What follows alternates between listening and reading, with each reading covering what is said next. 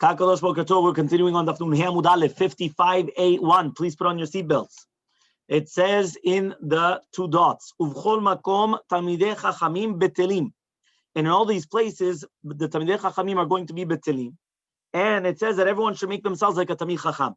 So says the Gemara, lemeimra derashbag. Are you going to tell me that according to the Shimon Gamliel, that he says that everyone is allowed to become a talmid chacham and not work on Tisha B'Av? That's what we're referring to. Yeah. We're referring to not working. Some people, they're not supposed to work during the shiur, but here we're talking about you're not supposed to work, right, on Tisha B'Av. Yeah, so it says here, and everyone should make themselves like a Talmid Chacham. So says the Gemara, Savar lo chashinan leyura? What, are you going to tell me that he doesn't suspect to haughtiness? Imagine a guy, you come up to a guy, I'm a rabbi. Oh, you're a rabbi. Put your nose down a little bit. What does that mean, you're a rabbi? You understand? V'rabbanan. And according to the rabbis, Sabri Chashinan Leyora, they do believe in Yora. They do believe in this. Right? We learned the exact opposite. Yeah, so it says the Tanakh, we learned to the Mishnah. Chatan. Yeah? Where? Chatan. It says over here, Im yirtze likrot kriyat shema balayla rishon, koreh. He says here, if the Chatan, even though the Chatan is patur, he's exempt from the first night of the marriage to read Kriyat Shema. By the way, nowadays you should know they're chayvim, because nowadays they say that that's maybe one of the times that the only times that he actually has the most kavanah. Yeah, but once upon a time they couldn't have kavanah. Why? Because they were worried. They wanted to make sure that they got married, right, and that she's 100% pure, right? If everyone understands what I mean. So it says here, Im yirtze likrot Kriyat Shema balayla rishon koreh. Rashbag omer lo kol harotze litol et Hashem yavo v'yitol et Hashem. What does that mean? Says Rashbag, not everyone that wants to come and take the name of Hashem could come and take the name of Hashem. Meaning what? You think you could come and you're holier than thou, that you could say Kriyat Shema and that you could have Kavanah? Who do you think you are? You understand? That's the Rashbag's Shita. So that's the exact opposite of the rabbis. There, the rabbis said if you wanted to read Kriyat Shema, you could say Kriyat Shema. Even though I would have said you're Patur. Rashbag is the one that says, Lo kol harotze litol et Hashem yavo v'yitol. Not everyone that wants to come and take the name of Hashem, he could do it, which means we suspect the haughtiness of who does he think he is. And here we're saying the exact opposite. So says the Gemara, Amar Rabbi Yochanan, muchlefet hashita. You're right, you have to switch it in the Mishnah. The one that's matir for everybody not to work on Tisha B'Av because they make themselves into the Talmid Chachamim is the exact same one that permits you Kriyat Shema on the first night of the wedding. And the Tana that says that it's a sur, because he suspects for Yuara, is the same one that says over there that you're not allowed to because of Yuara, because of haughtiness. Next answer, Rav Shisha Bered Ravidi Amar. Rav Shishi Bered Ravidi says, Lo tepuch. Yeah, don't turn it around. You don't understand? Sometimes we're going to come and we're going to turn things around. Somebody makes a comment, you turn things around. You realize, you put on your brain, and whoops, I switch. But sometimes, Lo tepuch. People just don't change. You could tell them something, and you're speaking to a brick wall. Yeah? So what happens? Yeah? Lo tepuch. Yeah? There's a lot of mamash. The Gemara is full of musar. You just like read the Gemara and it's, from Aleph to Taf, everything's musar. Yeah? So he says, yeah? Tuefini? Baruch Hashem. Okay. Sasufi. Yeah? It says here like this. Rav Shishi Ben David says, Lo tepuch. Don't turn around the shitot. Why? Don't ask a stira from the rabbis to the rabbis. The rabbis over there by Kriyat Shema said, are you allowed to read Kriyat Shema? Yes or no?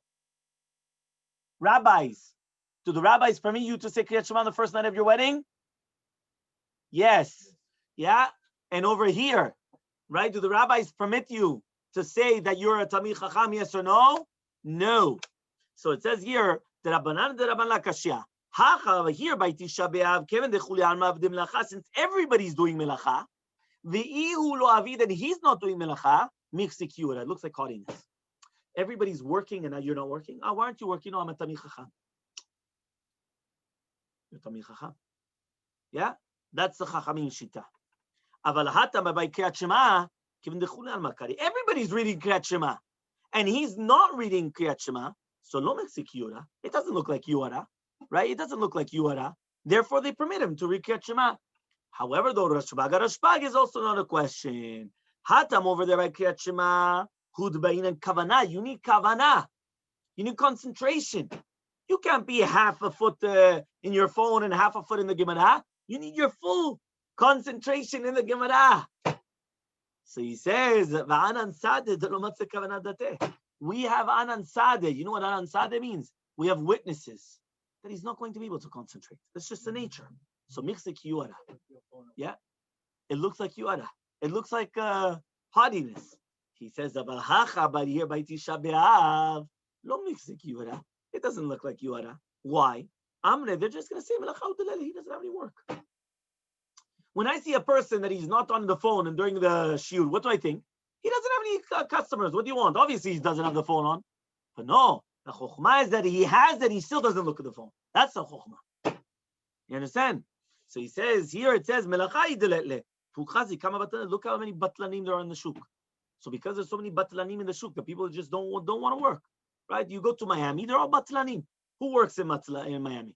You understand? So therefore, what happens? So therefore, he says that you're allowed to come and you're allowed to say you're a Tamid Chacham. Why? You're Batlan, you're not a Tamid Chacham. Just some, you don't have any work. So there's no problem of Yuara. Okay, with that we finish until the Mishnah.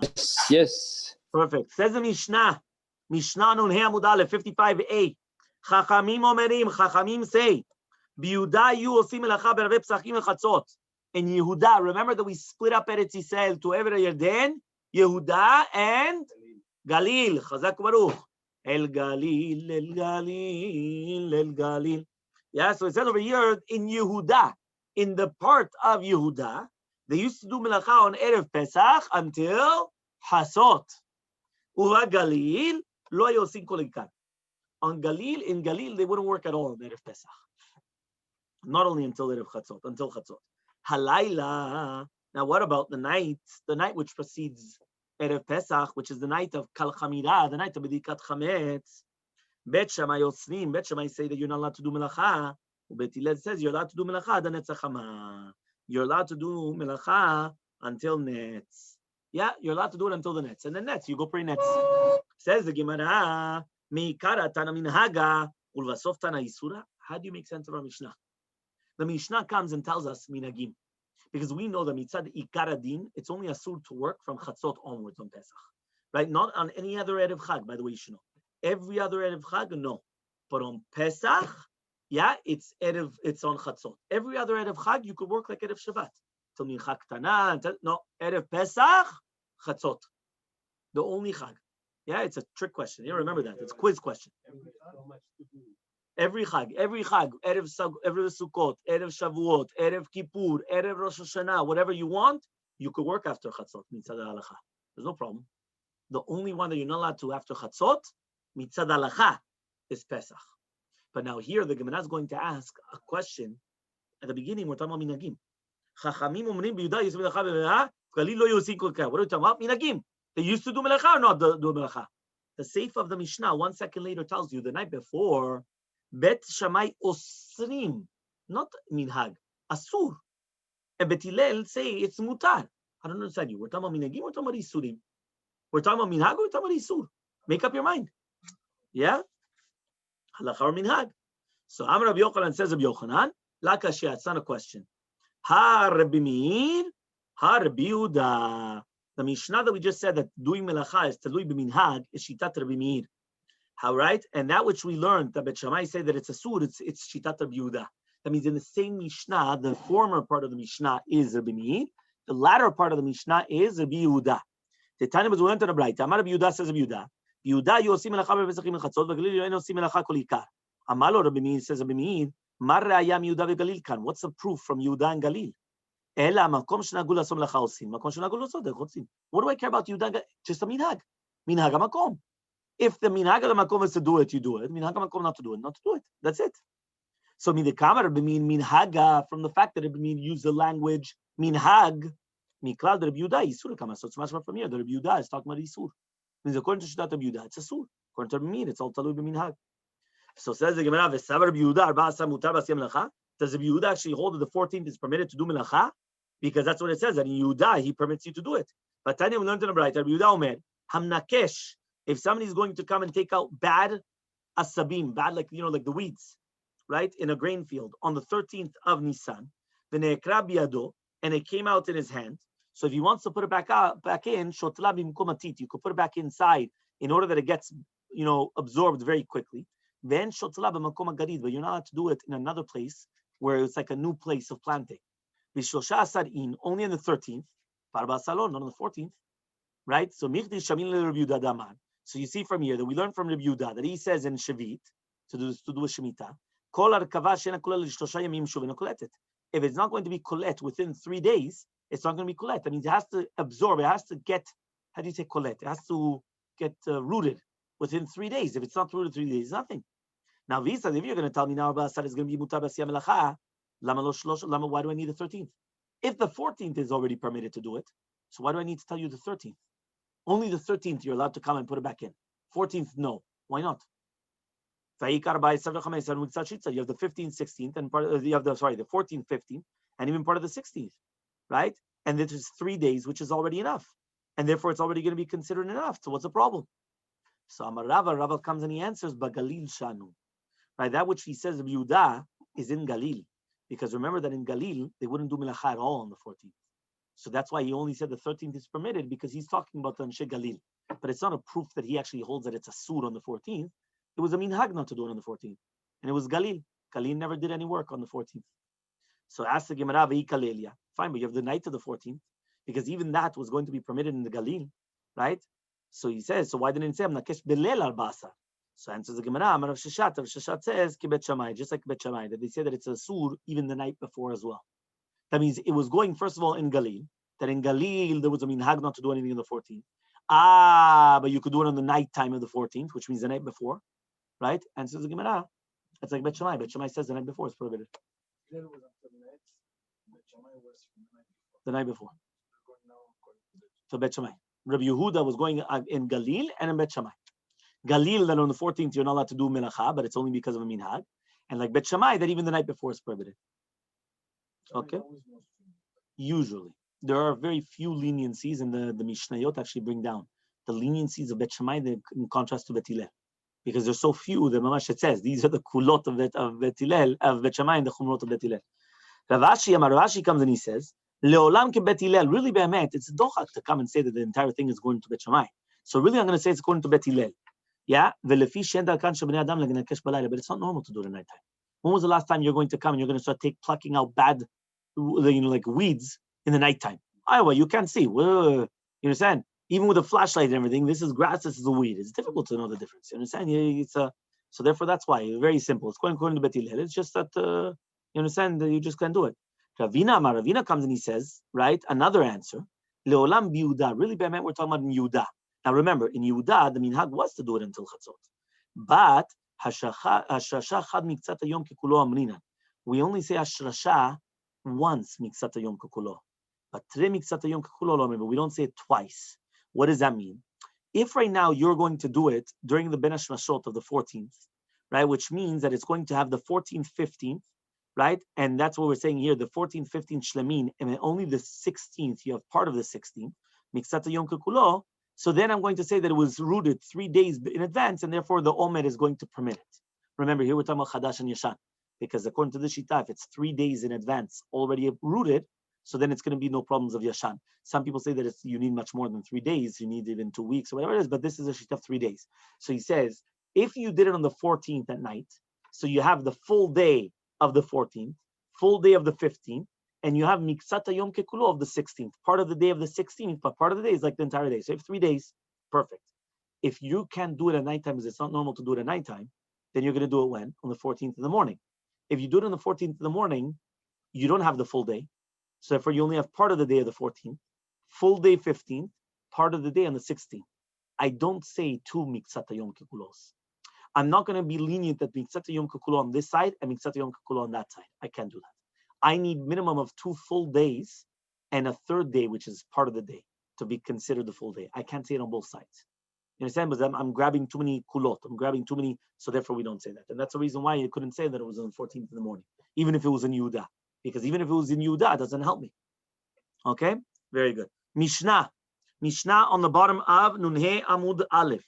Rabbi Meir says, Kol melacha shematchil ba kodem l'arba asar, any melacha that you started before the 14th of Pesach, the 14th of Nisan, Komra barba asar, you're allowed to finish it until Chatzot. But don't start a new melacha even though you could finish it before chatzot. That means according to this, the 14th is only meant to finish the job. But you can't start a new job. I'm going to finish it before chatzot. No new jobs.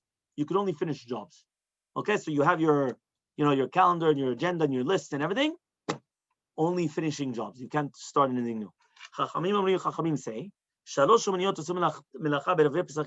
are 3 different works or crafts or trades that they're allowed to do work on Erev Pesach until Chatzot, even if they didn't, right? They don't have a minhag of doing it. And these are there, the chayatin, the tailors. Now you need a suit for Chag, no problem. Hasaparim, barbers, right? Haircutters. That's a new job. What? Yeah, and there's no problem. Exactly, there's new jobs and there's no problems. Yeah. Ve'akovsim, and also the washers, right? You need your laundry, right? The launders, kvisa, right? Rabbi Yosef, Rabbi Yehuda Omer, afaratzanin, also the sandlarim, the sandlers, right? The ones that are the shoemakers. Why? Because the shoemakers, they make new shoes. You need shoes for Chag. So because of that, you're allowed to. Yeah, or to fix shoes, exactly. So that's why you're allowed to. No, but here the chidush is even to make new ones. Okay? Okay. Somebody comes with a broken heel or whatever. 100% you can fix it. No, but then that's for sure, because that you're allowed to finish off jobs. Here we're talking about, obviously you're saying it's a new job, kilo. No, okay, but here it says mefurash, na'alaim chadashot. Right, you're right. It's a new thing. Okay. Says the Gemara, Ibailahu. So we're going to ask the following question. Letzorech hamued. If it's going to be tzorech hamued, then that's what we were saying it's going to be permitted. It's tzorech hamued tanan. It's only if it was necessary for the moed, for the chag. Aval shelo lo tzorech hamued, afilu migman nami lo. Do you going to say that even to finish off the job you're not allowed to? Meaning like this: when you say you're allowed to finish off the job, you're only allowed to finish off the job because you need it for the moed. But what happens if you didn't need it for the moed? You didn't need it for Pesach, so now you're not allowed to finish off the job. Or Dilmar, maybe shelo le tzorech hamued tanan. Really, be'emet, it's not for the tzorech hamued. Letzorech, if it's for letzorech, hatchuli matchilan, so then you're allowed to start it. Or Dilmar, maybe ben letzorech hamued, ben letzorech hamued, migmal in tchilelo. You're only allowed to finish off the job, but you're not allowed to start it. So that's the question. So we're going back and forth. Are you if it's tzorech hamued or not tzorech hamued? That's question number 1. Is it necessary for the chag or not? Right?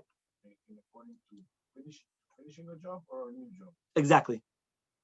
So again, if it's going to be letzorech hamued, so then if it's not tzorech hamued, then you can't even finish off the job. Or maybe it's lo letzorech hamued, so you're not allowed to start, but you're allowed to finish. Or maybe are we going to say that no, that whether it's tzorech hamued or not tzorech hamued, you're only allowed to finish, you're not allowed to start. That's the question. Okay? So Tashema, we're going to try to bring the proof. You're not allowed to start on the 14th. You're not allowed to start not even a small belt or not even a small reshet of the women that they put on their hairs. Maya filu. What does it mean afilu? Even. Even. Lava filu ani tzorech hamued migmar in atchulelo. Aren't these things for tzorech hamued? And still we said you're only allowed to finish. You're not allowed to start it. Mikal so mashma. Just shalol tzorech hamued. If it's not for tzorech hamued, migmar nami logmir. You're not even allowed to finish it off. So says the Gemara, no, don't bring me that proof. Why? Leolam de shalol tzorech migmar nami logmir. Even if it's not going to be tzorech hamued, you're allowed to finish off the job. So what does it mean afilu? What do you mean even this small thing here? Afilu hani nami dezudani. Even though they're so small, I would have said for sure you could finish it off, or you could start it, whatever. No, nothing. I would have thought to say when you start it, you're finishing it, because it's such a small job. When the second you start, you already finished. So still no, right? So therefore you could start even lechatchila, and you can never start a new job, right, on Erev Pesach, right? That's what we're saying according to the Shita. You can never start. Yeah. Except the 3 trades that you said. Except for the 3 trades that we said, exactly. Also, okay. Also moed. For sure. A moed is allowed on Pesach. Yeah, on Shabbat. Tashema, we're going to bring another proof. Rabbi Meir says, Kol melacha shi letzorech moed. Any melacha which is going to be necessary for the moed, right? Nun hamud bet 55b. Gomra, yeah, be'arba asar. You're going to finish it on the 14th, right? Ematai, one of these words. When are you allowed to finish it? Only if you started it before the 14th. But if you didn't start before the 14th, you're not supposed to start even a tziltzul katan vafilu svacha ktana, not even a small belt or a svacha ktana, a snoot, a small snoot, right? Letzorech hamoedin, shelo tzorech moed lo. So only if it's going to be for the necessity of the moed. But if it's not going to be for the necessity of moed, you're not allowed to finish it off. So this is again a proof, right? That what?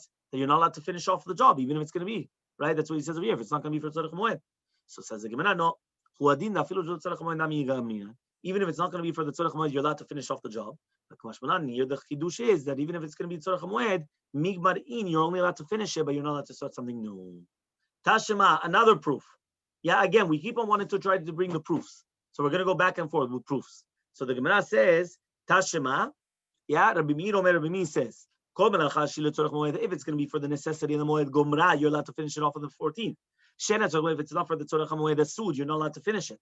But you're allowed to do melacha until chatzot in a place where they have the minhag, makom shenagu in, lo nagu lo. It's mashma from here. Only if they had a minhag to do it, then they're allowed to do it until chatzot. If no. Shma mina. So you see from here, if it's the tzorech moed in, then it's tzorech moed lo. Only if it's necessary for the moed, yes. But if it's not necessary for the moed, you're not allowed to. Shema mina. So you're right. We could actually learn from this braita, as we said, that basically that's the place of the minhag is that it says over here like this. It says, so basically you're allowed to do melacha on Erev Pesach with two conditions. If you started before the 14th, and it's the tzorech moed. But if you didn't start, right, or it wasn't the tzorech moed, asur.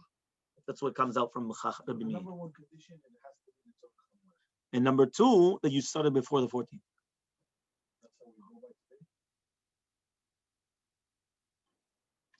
You're asking halacha l'maaseh.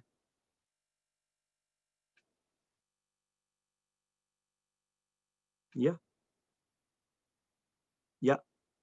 Even though we do paskin also like the gimel uniyot, which is basically the saparim and all those things, you're allowed to. Somebody. Your food is not melacha. Remember that. Someone like Amichai gets an order of whatever to ship bags, whatever. He gets it on the 13th. So he started it. As long as he started it, but it's on the tzorech moed. You're right. So you can't do it on the 14th. Fine. It could be anyway. You have to remember that it could be that that's not considered melacha. Buying and selling. Remember, certain times buying and selling, which is frakmatia, is not always melacha. You understand? Melacha is a true melacha, right? Sowing, weeding, kneading, building a house. That's melacha. You understand? That's why they speak about, for example, can you buy and sell on the stock market during Chol Hamoed? Sure. For sure. Why? Not only because it's a loss. Yeah, because it's but are you allowed to write? No. Because writing for no reason is melacha. Nobody knows how to write. Okay. Yeah, but the concept is there's certain things which are melacha or not. For example, think about it. Somebody once told me, right? They taught us the way that you have to teach is like this. The rabbis are the ones that dictate to us what is considered melacha or not. You have to explain to a chiloni that if you come and you turn on the light, that's considered a melacha. But if you're going to come and you're going to set up tables and open tables and close tables and set up the chairs and not set up the chairs and you're here for 2 hours doing all that, that's not considered melacha. But that's the way it is. Because the rabbis are the ones that dictate to us what's considered melacha and what's not considered melacha. It's not what you think melacha is. Because if you would think it, you would tell me, Rabbi, you're here 2 hours working, right? Like a waiter, you're going to tell me that's not melacha? And then you come in 1 second, you turn on the light, melacha. What's going on? That's the way it is. The rabbis are the ones that dictate to us what's considered melacha or not. Okay, so not always what you think is melacha. Okay, fine. Says the Gemara. We're on the 2 dots. Chachamim omrim. Yeah, we're on the third way down. 2 lines before it gets white, or 3 lines before it gets white. Okay, Chachamim omrim. Please put on your seatbelts. Chachamim say, Shalosh u'miniyot. There's 3 different types of crafts or trades that they're allowed to be open on Erev Pesach until Chatzot, no matter what. Tana, we learned in the Braita, Chayatin. Why are the Chayatin, the tailors, allowed to be open? Sheken hediot tofer kedarko b'chol moed. If a hediot, which is a simple person, is allowed to come and sew on Chol Hamoed, right? So therefore, since we did find that there's a heter on Chol Hamoed, so for an Erev Pesach, which is lighter than Chol Hamoed, so then even a Numan is going to be permitted. Which means at the end of the day, you have to remember, that's what I think Amichai was trying to get to. If on Chol Hamoed they permitted certain things because of a loss, so Kavachom and Erev Pesach, because Erev Pesach cannot be more strict than Chol Hamoed. Erev Pesach was just a minhag not to do it. Again, we're not talking about after Chatzot, because after Chatzot is a sur. So then we'll have the same laws. We're talking about before in the morning, where there was a minhag. It's not worse than Chol Hamoed. It's lighter than Chol Hamoed. Hasaparim v'kovsin sheken haba min Medinat Hayam yotzei bet otzim misaparim mechabzim Chol Hamoed. What about somebody that comes from Medinat Hayam? Imagine somebody was traveling and they got there. They miscalculated. They were only able to get there and during Chol Hamoed. they're allowed to take a haircut, or they're allowed to wash their clothing. The same halacha would apply if somebody gets out of jail. So imagine you have certain people, they were released from jail, so they're allowed to take a haircut, and they're allowed to do the laundry. Right? Nowadays, Baruch Hashem, they're allowed to take haircuts and laundry in jail. But once upon a time, people who were in jail, think about it. Yosef HaTzadik, he was taken out of jail. What's the first thing that you do? Right away, what? Haircut, and they have to come and they have to put him in nice clothing. Why? There was no such thing. Yeah, they had to right away. Why? Because in the olden days, there was no such thing. Right nowadays, you're right, it doesn't exist. Even in jails, they're allowed to take haircuts. They're allowed to. In the olden days, they were left there like mamash to rot. You understand? It was mamash a punishment. They felt disgusting. It was like something mamash, terrible. Okay? So it says over here, yeah, so Rabbi Yosef, Rabbi Yehuda says, even Ratzanin, even the shoemakers,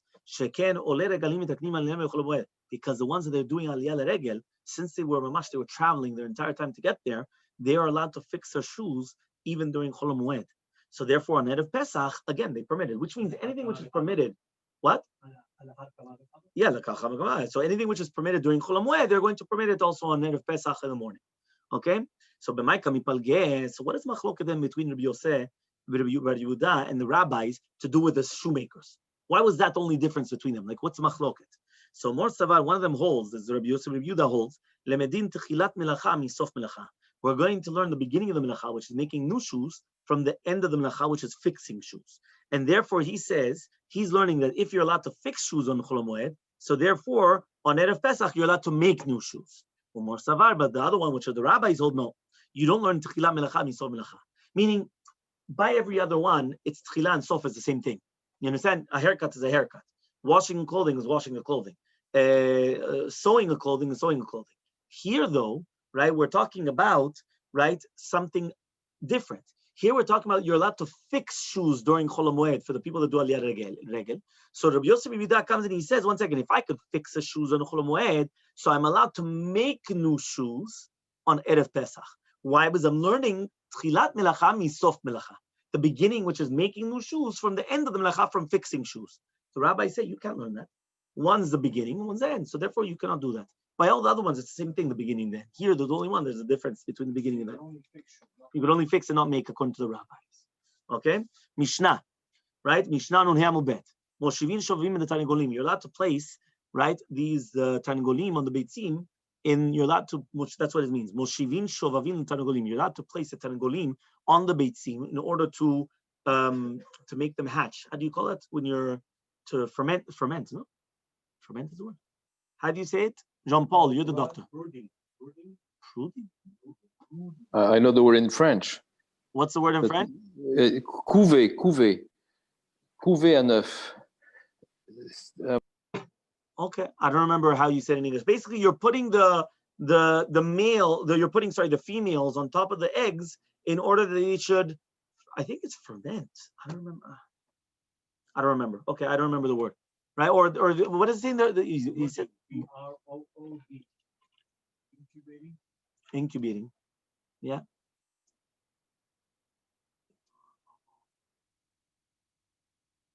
To brood. A number of young produced or hatched at one time, if I'm fine, to sit upon the eggs or to incubate. Okay. Fine. So brooding. Okay. That's a new word. So you're allowed to brood, which means you're putting it on top of it in order that it should become the chicks. Barba Asar on the 14th of Nisan. The Tarnagolet Shebarcha, and when you have a Tarnagolet that runs away, you're allowed to put it back to its place. And if it dies, you could put another Tarnagolet in its place, meaning that you could do a substitute, right? You put another Tarnagolet instead of the mother Tarnagolet, you put someone else there, and then it's going to make it a hatch. Says the Mishnah, what? Right? Says the Mishnah, you're also allowed to put underneath fertilizer underneath the legs of the animals on the 14th of Nisan, right? And you're going to throw it into the ashpa, right? Outside. You're allowed to throw it in the garbage bin outside. V'moed, and during Chol Hamoed, which is more chamur than Erev Pesach, right? Misalkin letzadin. You're not allowed to throw it in the garbage. You just have to move it to the sides. But you're not allowed to throw it outside. You're also allowed to bring kelim or to bring them back, to return them from the house of the uman, from the house of the one that's, the pottery, whatever it is, even though the craftsman, even though it's not tzorech hamoed. So you're allowed to bring and take, that you're allowed to do. I could leave things there or bring it back. Things that you're allowed to do, right? Even though it's not tzorech hamoed. So says the Gemara, Hashtaut ve'motvinan adurim mebaya. I don't understand you. You just told me that you're allowed lechatechila to put the tarnagola there, to sit it there, to brood in order to incubate the eggs. And now you're going to tell me that if it ran away, you're allowed to put it back? Obviously. If you're allowed to put it lechatechila, obviously if it runs away, you're allowed to bring it back. So Abaye says, Seifa atan ledin chol moed. The Seifa that had to do with the tarnagola that ran away is for the chol moed. Because this entire concept of moshivin tarnagolet is only on Erev Pesach. On chol moed, you're not allowed to do it. The Seifa, though, is permitted even on chol moed, that you're allowed to bring it back if it ran away. So Amar Ravuna says, Lo shanu, we're dealing with Ela toch shlosha lemirda, only if it's within 3 days from its rebellion, which means that it ran away. Right? That means it didn't pass 3 days from when it ran away. Takati lo parach tzimra mineh, because it doesn't have still they didn't go away, the chamimut, and therefore it's very easy for it to go back. But after 3 days that it ran away, the pasta labe legamre, so the beitzah has to go completely, because anyway it's not going to be fitting to eat, and anyway the mitzad shani, the ifroach, it can't go either. So now you have to throw it out in the garbage basically, because after the 3 days, kaddish, that's it. It doesn't have the strength anymore to make it into the egg, right, into the chick. But the mitzad shani, it's already after 3 days, so you can't eat the eggs anymore. But afterwards, the parachatzim ramineh v'toch shlosha l'shivata, but it still didn't sit within 3 days from it ran away. They didn't go completely off.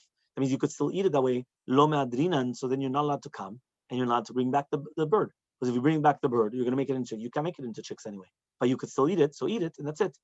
Rabbi Ami comes and he argues and he says, no, even within the 3 days, l'shivata, even within the 3 days before it sat down on the eggs, Madrinan, we are going to come and bring it back during Chol HaMoed, because even within the 3 days, the eggs do change a little bit, and they're not fitting for eating for the Chol Adam.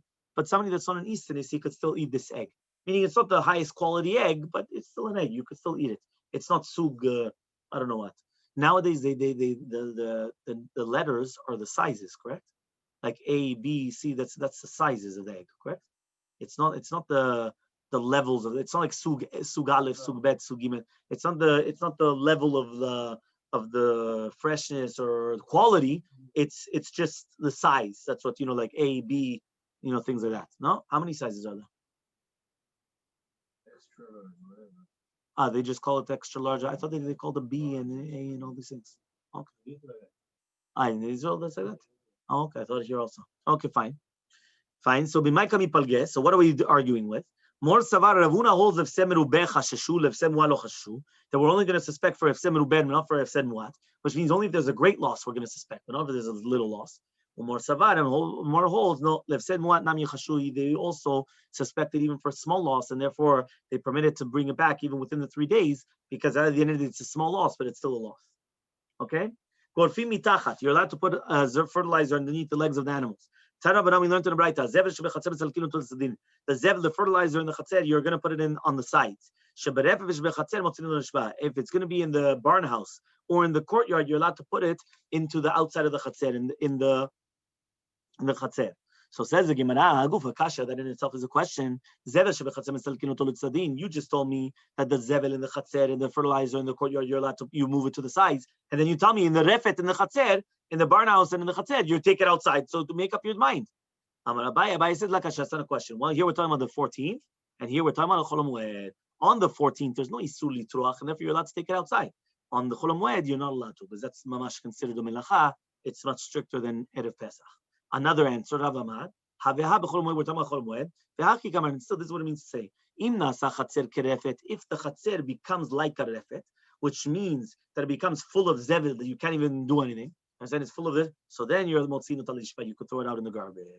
Next 2 dots, you're allowed to take kelim and bring them back from the house of the craftsman, right? You're allowed to take utensils. Papa says, Badiklan Rava came and he checked us to know if we knew the question, the answer. So now we learned on the Mishnah,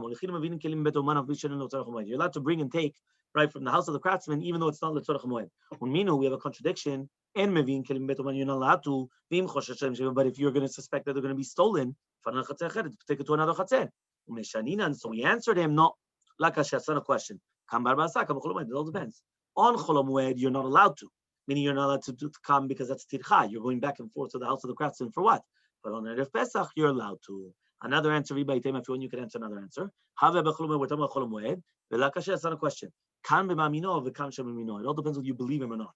If you believe the Uman, that he's not going to sell it to somebody else, so therefore you're not allowed to bring it to your house. Right? Why? Because you just leave it there and that's it. But if you don't believe him and you suspect him of funny business, monkey business, that he's going to start selling your things or doing something, and then I was lost or stolen or broken or whatever, you're allowed to take it, no problem. So says the Gemara, that's only to bring it back. Molichin kasha, but why are you allowed to take it to the craftsman? Tiktani emivim v'koshken the molichin, you're not allowed to bring it. Koshken, you're not allowed to be molichin. So the Gemara answered the nachvartak l'shirim inkar, but you're right. It's like we answered at the beginning. The difference was between Chol Moed and the 14th, but not between Chol Moed and Chol Moed itself. Says the Mishnah.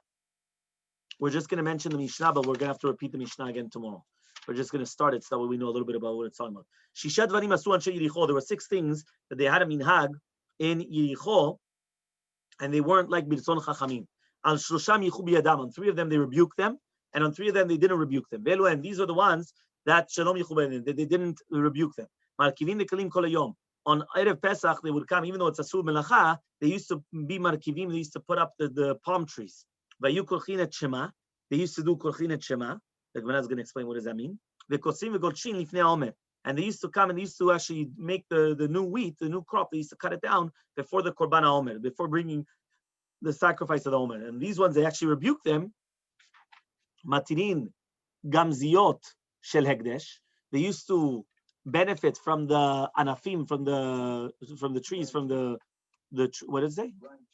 The branches of the atzeh charuv, of the carob trees. You remember the carob trees, right? They used to benefit from it. They used to eat underneath these tmarim that fell off the tree, the palm trees. They used to eat them on Shabbat.